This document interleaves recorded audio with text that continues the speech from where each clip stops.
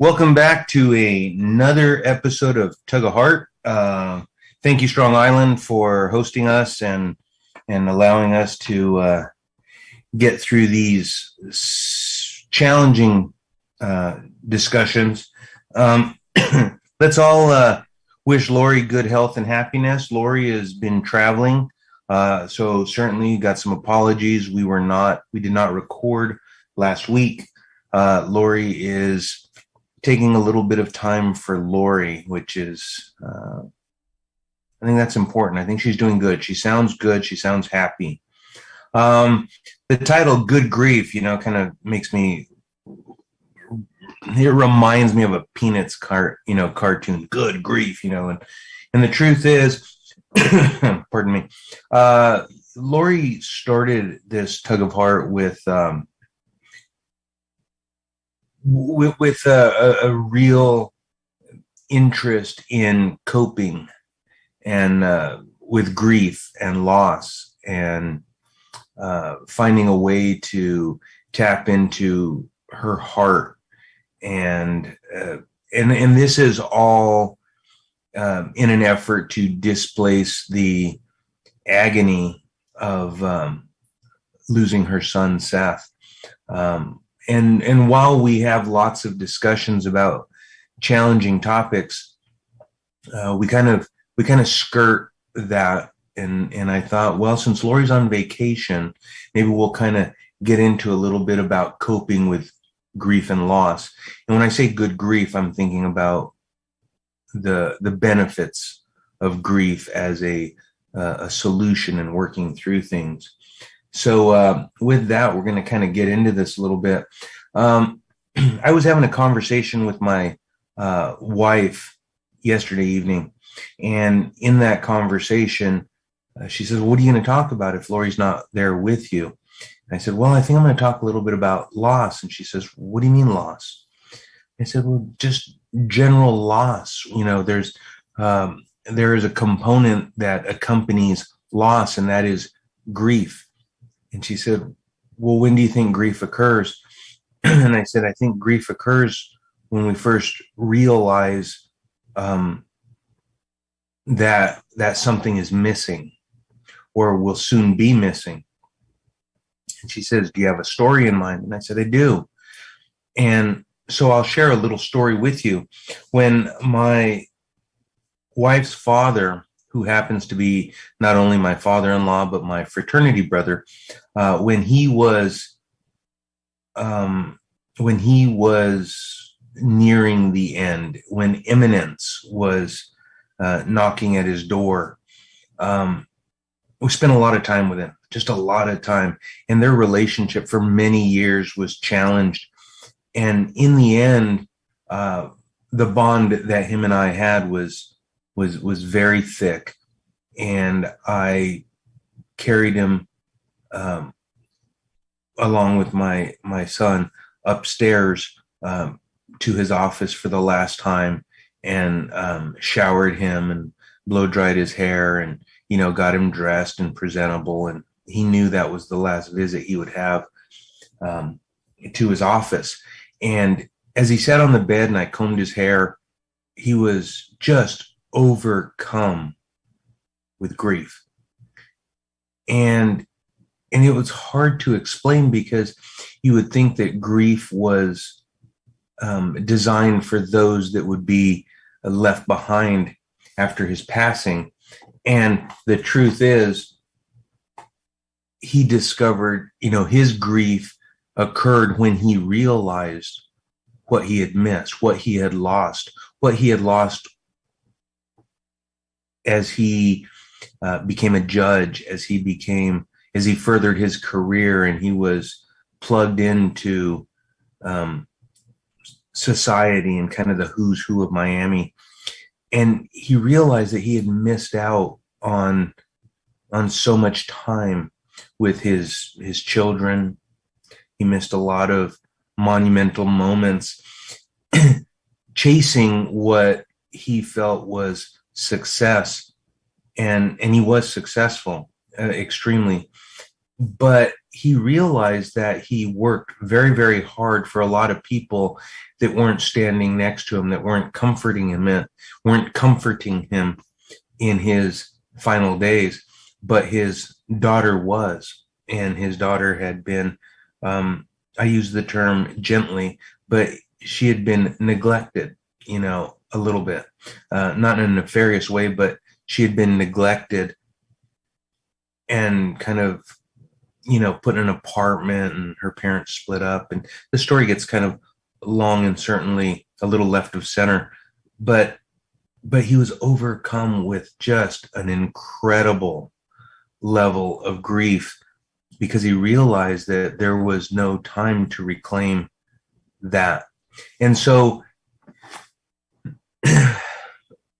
as Lori has brought Tug of Heart to all of our doorstep, it was a way to park her grief. And that's kind of how this started. And so whatever type of loss you've suffered, there's no right or wrong way to grieve that loss. But when we understand the stages and types of grief, sometimes we hope that there is a healthier way. So what is grief? Well, grief is a natural response to loss. It's the emotional suffering that we feel when something, someone that, something or someone that we love is taken away. Often the pain of loss can feel overwhelming, and we experience all kinds of difficult and unexpected emotions, from shock and anger to disbelief and guilt, and sometimes just profound sadness. The pain and grief, it can be very disruptive. It can disrupt our daily lives, our health, and we can even find it difficult to sleep, eat, and keep our thoughts straight. But this is normal, as a little bit of research would let us know. These are normal reactions to loss, and the more significant the loss, the more intense the grief will be. So as we attempt to cope with loss of someone or something that we love, it's not hard to find out it's one of our biggest challenges. And we might associate grieving with the death of a loved one, which is often the cause of our most intense type of grief. But any loss can cause grief. I'm thinking about like divorce, relationship, when relationships come to an end, that's a reason to grieve. Loss of health or health challenges, where we lose that ability to run, to exercise, to ride a bicycle, to play with kids or grandkids. But I mean, that's another type of grieving. Losing a job. If you lose a job, I mean, it is a very real loss, because with the loss of a job comes the loss of financial stability. Miscarriage. That's something that men cannot really speak intelligently about, but that is a very intimate, perhaps the most intimate of relationships that a woman will have, and a cause for grieving. Retirement, when we lose our usefulness in the workforce, or we kind of complete, I don't want to say lose our usefulness, because we're still useful, but we've served our time, and now we have to figure out how to execute the next chapter. But there is a sense of loss there. Pets, when we lose pets, man, you don't realize it, because pets are challenging in the beginning, and we grow so dependent on them, as they are on us. Loss of dreams, when dreams are squashed. Somebody can amputate our dreams or speak negatively. If a loved one becomes terminal, as is the case with Lori and Seth. You know, I mean, the grieving process begins just because, you know, there's a loss of a future. When something is terminal, it becomes very finite, and we know that we have to gear up for what comes next, but we're still living in that. And Lori, God bless Lori, you know, she's just done an amazing job. Um, Also, the loss of friendships. Sometimes I know over my life, I definitely have felt very, very strongly. Sometimes I think I felt, wow, is that all it meant? And so there was a grieving process there. Uh, Loss of safety after trauma, when people experience a traumatic event, whether it's a vehicle um, crash or you know, something more sinister. You just kind of lose that sense of safety. And even things as simple as moving from your childhood home, there's some grieving. So even subtle losses in life, you know, can trigger a sense of grief.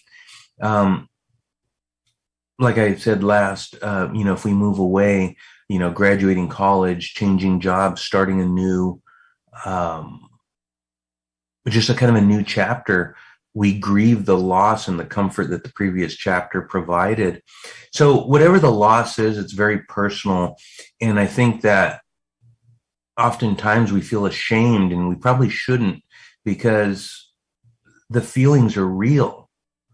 And sometimes I think that I have felt that it's somehow inappropriate to grieve. You know, is this appropriate, um, you know, on a world stage? And the truth is, it's valid. If you feel it, it's valid. At least that's what I've come to tell myself.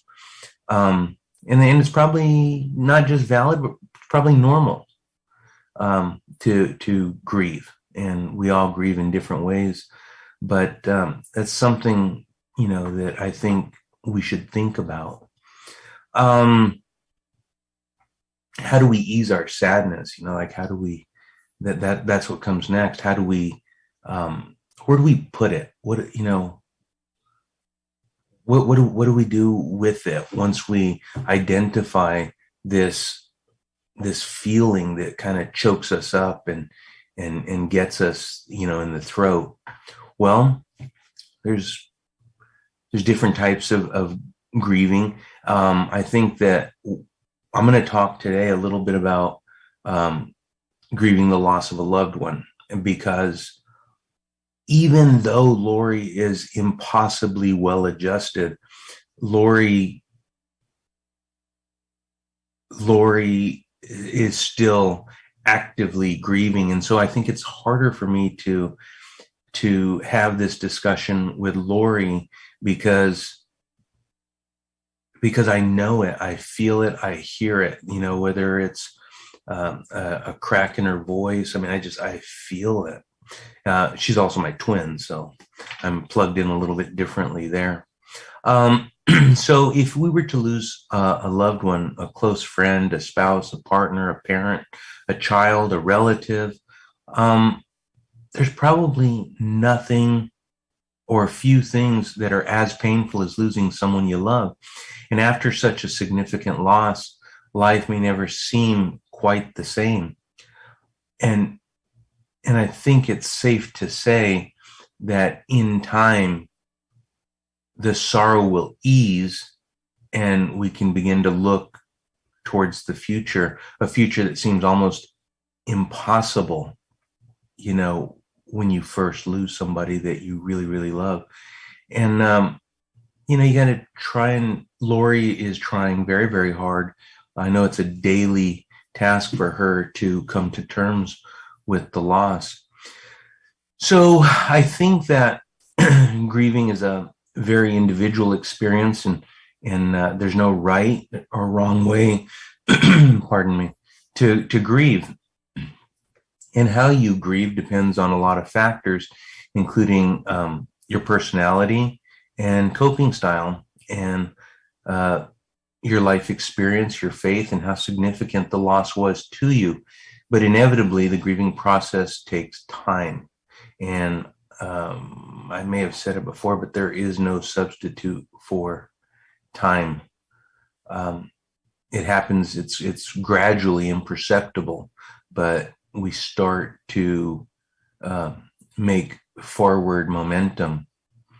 And don't recommend forcing it, rushing it, hurrying it unnecessarily, because again, there is no substitute for time. Also, I apologize. I just got over COVID, and that was a challenge. Really got me. And while it was substantial, it didn't last as long. So I'm happy about that. There's no normal or timetable for grieving. Some people start to feel better nearly instantly. And that's not to say that the depth of the relationship is any less. It just means that that is their personality, and they were able to get through it and start healing differently. And that's not right nor wrong. I think that we probably measure it in years. So if we think that it's going to go away in a week, or we start to feel better in a month, that's probably not reality. And it's, so again, there's no substitute for time. We have to just be patient and allow the process to organically unfold. One of the things that I have learned in watching my sister go through what she's gone through is that there's a lot of myths about grief. And so I'm going to talk a little bit about that. I think it's a myth when people say, well, the pain will go away faster if I just kind of ignore it, busy myself, especially with relationships. I can vouch for that. But the fact is, you're just trying to ignore the pain and keep it from surfacing. And that kind of, it can make it worse, and certainly extend it, because everything requires its due time. You have to deal with it, and you can postpone it, but not forever. Another myth is that it's important to be strong in the face of loss. I don't think so. I think that feeling sad, frightened, lonely, probably more normal. I mean, we can put on a facade, but I think it's very normal to feel weak. Crying, for instance, not necessarily a weakness, although it's not a prerequisite to grief, but it certainly isn't weakness. Showing your feelings is real, and I think it's healthy, and it's something that I've struggled with. I grew up with a much more old-fashioned upbringing, where my father said, be strong, shake it off. Be strong, shake it off. I mean, to a point. I think it's a myth when we think when we see somebody and we're like, well, they must not really be grieving because they're not crying, but that doesn't mean that they're not grieving, because it is such a personal thing, the grief process, that it doesn't invalidate their grief or their grieving. It just identifies a different style. Sometimes I remember when I lost my father and my sister, and this is going to take about a year. Yeah, not so. I mean, my sister's been gone several years, and so is my father and my mom and my nephew Seth, And the truth is, it is not, a year is not a window in which we can complete that process. Another thing that I think is really important, and I've had multiple conversations with Lori about this, is that grieving means that you're forgetting. And I've told Lori, no, absolutely not. But there's something about holding on to grief that that that I have felt uh, that I have felt keeps or measures the importance of the relationship. If I still feel it, it authenticates the depth of that relationship. And the truth is, one doesn't have to exist in a void, in the void of the other. I think you can move forward and still hold the best parts. I think I like it best when I hear people say a celebration of life. Everybody in attendance is likely grieving in their own way, but it's still a celebration. So I don't think you have to amputate one in order to celebrate the other. But I have talked with Lori about that. I think that again, it's very personal, but I have told Lori, you have to give yourself permission to move on with your life. Keep the memories, keep the best parts of what it means to be a mom, and still move forward, because there's still a lot left that Lori has to offer. And so I don't think that's right, but there is something, I don't know what it is, but there is this romantic feeling that if I still hurt, it quantifies the depth of my love for the person that we've lost.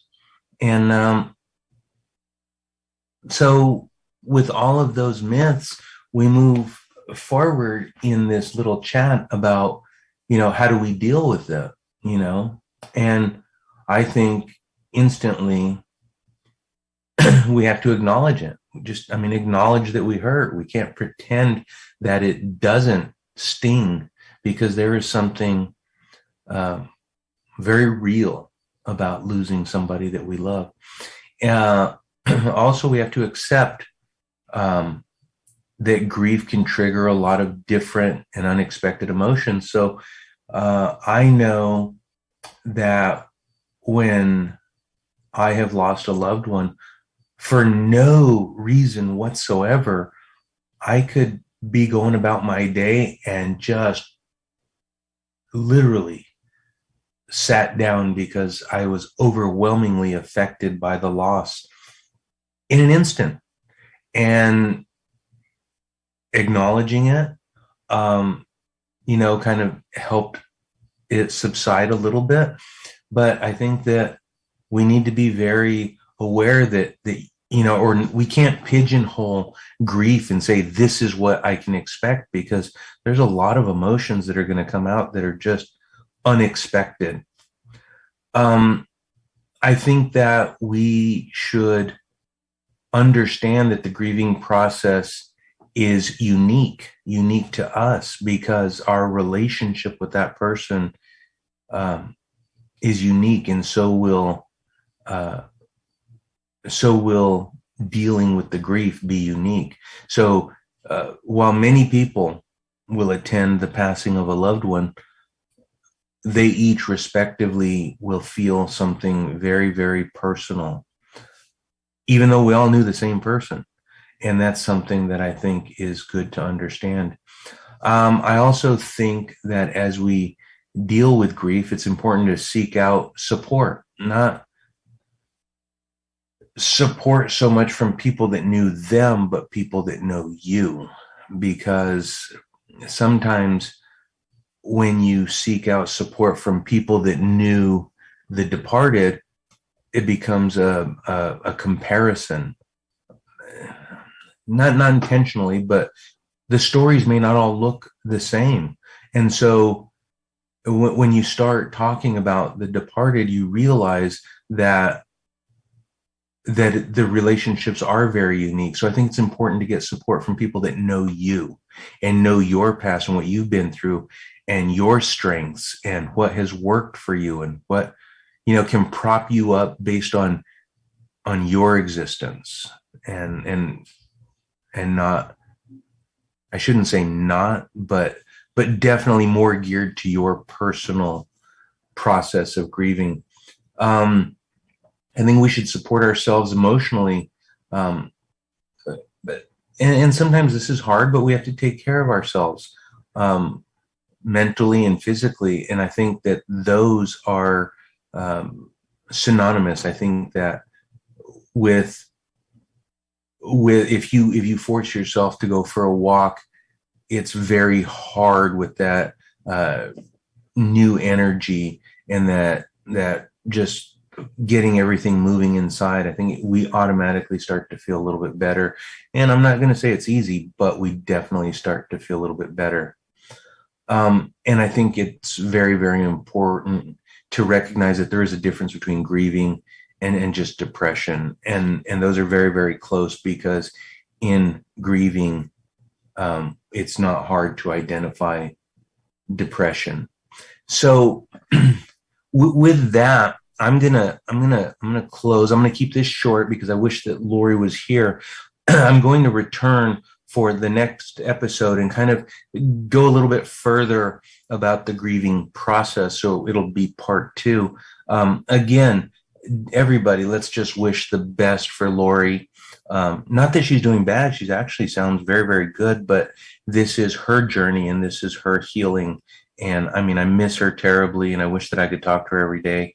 And we are talking, and she does sound good, and she is having fun, which she greatly deserves. Like and share us. Check out Strong Island. Without them, you wouldn't hear me, and you certainly wouldn't know anything about Lori. So I'm going to say adios for now, and I'll catch you on the next episode. Take care.